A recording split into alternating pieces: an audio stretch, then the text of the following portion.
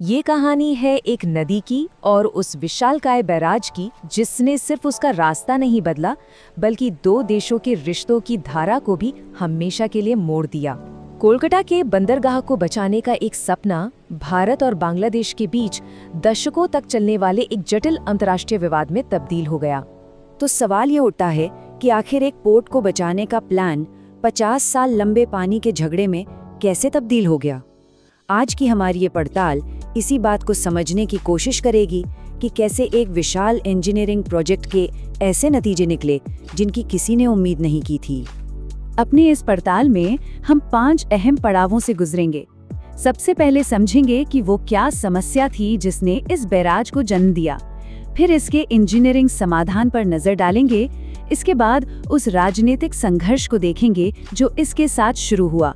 फिर जमीन पर इसके असर का विश्लेषण करेंगे और आखिर में नदी के प्रवाह के भविष्य पर बात करेंगे।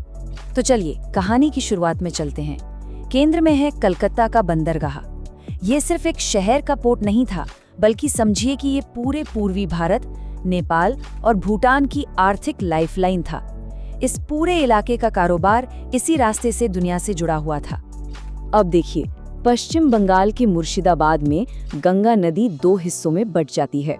एक धारा पद्मा पूरब की तरफ बांग्लादेश चली जाती है और दूसरी भागीरथी हुगली दक्षिण की ओर बहती हुई कोलकाता पहुंचती है। कुदरत का यही बंटवारा आगे चलकर एक बहुत बड़ी इंसानी समस्या का कारण बना।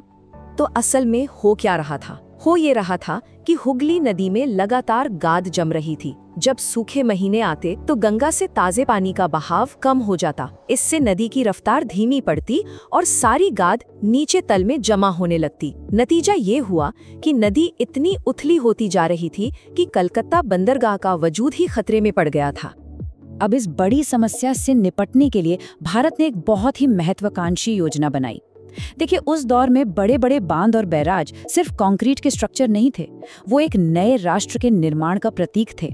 फरक्का बैराज भी इसी सोच का नतीजा था, जिसे पूर्वी भारत की आर्थिक सुरक्षा के एक मजबूत उपाय के तौर पर देखा गया। ये कोई अचानक लिया गया फैसला नहीं था। इस योजना का ख्याल तो 1951 में ही आ गया था और दिलचस्प बात यह है कि उसी वक्त तत्कालीन पूर्वी पाकिस्तान ने इस पर अपनी पहली आपत्ति भी जता दी थी। ये एक इशारा था कि ये मामला सिर्फ इंजीनियरिंग तक ही सीमित नहीं रहेगा।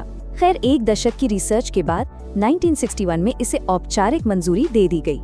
अब ये जो नंबर है 40,000 क्यूसेक, ये बेहद जरूरी है, क्योंकि सालों की रिसर्च के बाद एक्सपर्ट्स इसी नतीजे पर पहुंचे थे कि हुगली नदी से गाद को लगातार साफ करते रहने के लिए उसमें हर सेकंड कम से कम 40,000 क्यूबिक फीट पानी का बहाव बनाए रखना होगा।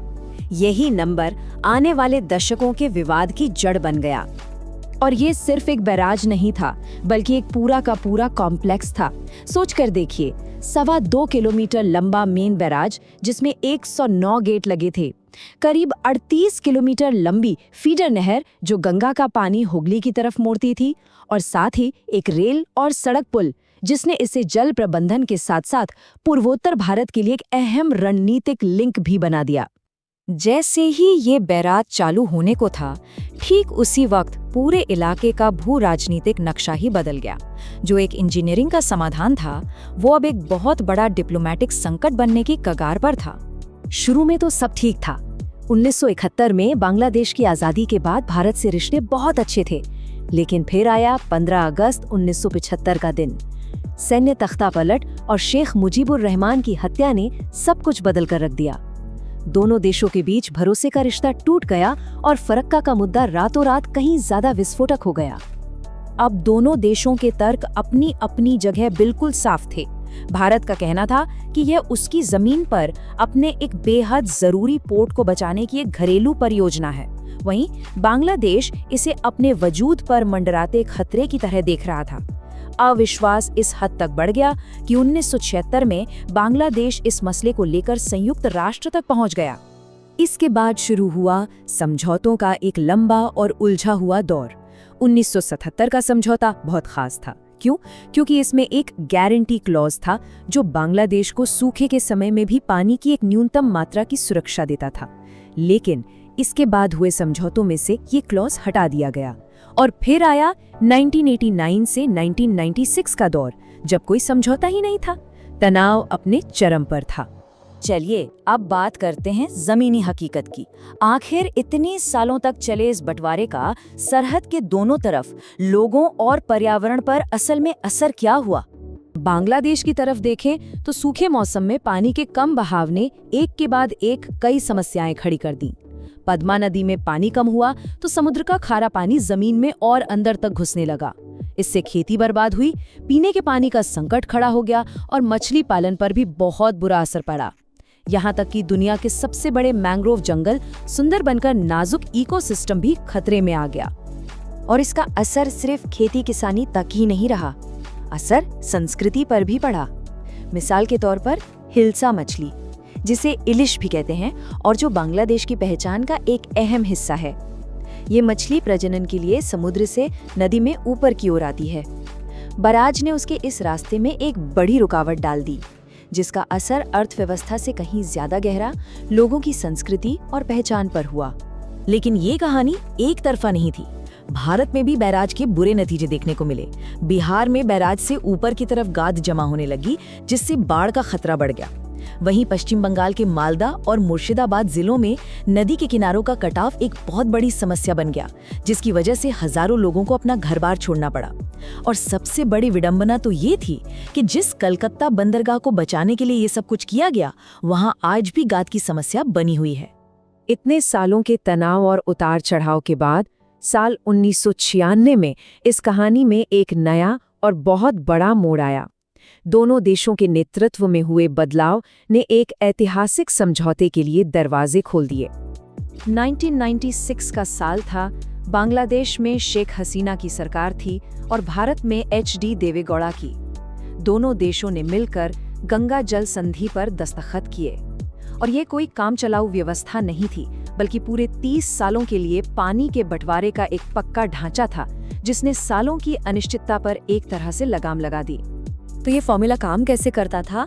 देखिए, ये थोड़ा जटिल था, लेकिन इसने एक साफ तरीका तय कर दिया। सूखे के मौसम में यानी 1 जनवरी से 31 मई के बीच पानी की उपलब्धता के हिसाब से बंटवारा होता था। और सबसे खास बात, जब पानी बहुत कम होता, उस वक्त के लिए दोनों देशों को बारी-बारी से 35,000 क्यूसेक पानी की गारंटी दी गई। इससे कम से कम एक तरह की स्थिरता तो आई। अब यहाँ एक बहुत जरूरी बात आती है। ये जो 30 साल की संधि है, ये दिसंबर 2026 में या तो खत्म होगी या इसे रिन्यू किया जाएगा। और यही बात दोनों देशों को बातचीत के एक नए और शायद मुश्किल दौर में ले जाएगी। फरक्का की पूरी कहानी हमें एक बहुत सीधा सा सबक सिखाती है कि जब हम किसी नदी को बांधते हैं तो हम सिर्फ पानी का रास्ता नहीं बदलते, हम खेती, मछलियां, बंदरगाह, सियासत और आने वाली पीढ़ियों के रिश्तों की दिशा भी बदल देते हैं। और आज क्लाइमेट चेंज और पानी की बढ़ती ज़रूरत जैसी नई चुनौतियां इन पुरानी समस्याओं को और भी गंभीर बना रही हैं। और यही हमें इस पूरे पड़ताल के आखिरी सवाल पर लाकर खड़ा कर देता है। क्या 20वीं सदी में बना एक समझौता 21वीं सदी की बदलती हकीकतों जैसे कि क्लाइमेट चेंज और पानी की बढ़ती मांग का सामना कर पाएगा? फर्क का विवाद का भविष्य क्या होगा? और क्या हम अपने साझा जल संसाधनों को संभालने की इस मुश्किल चुनौती के लिए वाकई तैयार हैं? इसका जवाब तो खैर आने वाला वक्त ही देगा।